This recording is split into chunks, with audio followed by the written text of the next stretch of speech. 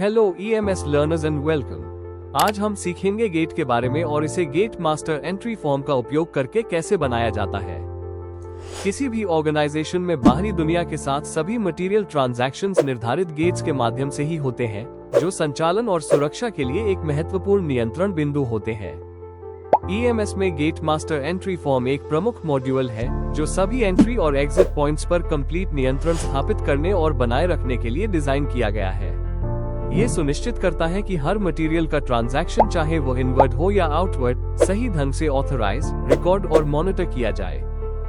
इसके अलावा gate master ये सुविधा भी प्रदान करता है कि खरीदे गए मटेरियल को कैसे फॉरवर्ड किया जाए, सीधे स्टोर में या स्टॉकिंग के लिए वेयरहाउस के माध्यम से। संगठन ये तय कर सकते हैं कि मटेरियल को पहले वेयरहाउस में स्टॉक किया जाए और फिर डिमांड के अनुसार स्टोर में इशू किया जाए या सीधे स्टोर में स्टॉक किया जाए। आमतौर पर ऑर्गेनाइजेशंस एक ही गेट प्रणाली पर कार्य करती हैं, जो डिफॉल्ट रूप से EMS में उपलब्ध होती है। हालांकि EMS मल्टीपल गेट मैनेजमेंट की सुविधा भी प्रदान करता है, जिससे ऑर्गेनाइजेशन अपनी ऑपरेशनल आवश्यकताओं के अनुसार नए गेट बना सकते हैं। सही गेट मैनेजमेंट से ट्रांसपेरेंसी, सिक्योरिटी और ट्रेसेबिलिटी बेहतर होती है और कंट्रोल्स के साथ कंप्लायंस सुनिश्चित होता है, जिससे यह एफिशिएंट मटेरियल मैनेजमेंट का एक महत्वपूर्ण हिस्सा बन जाता है।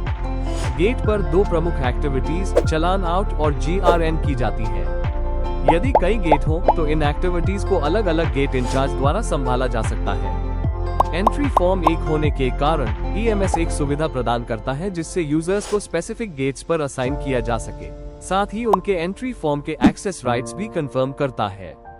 ये कार्य अलॉट यूजर यूटिलिटी बटन के माध्यम से किया जाता है।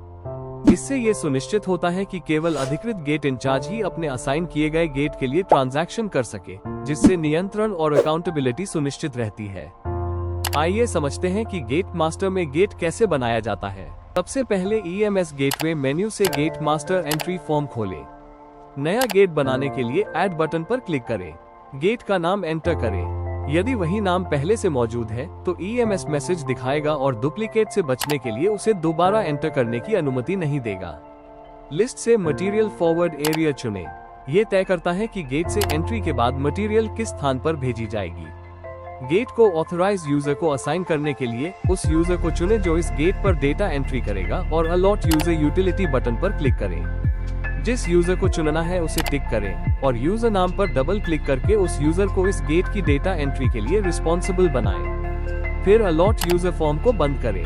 अब रिकॉर्ड सेव करने के लिए सेव बटन पर क्लिक करें। बस हो गया, नया गेट सफलतापूर्वक गेट मास्टर में बन गया है। अगर यह वीडियो आपको हेल्पफुल लगी हो तो लाइक, शेयर और सब्सक्राइब करना मत भूलिए।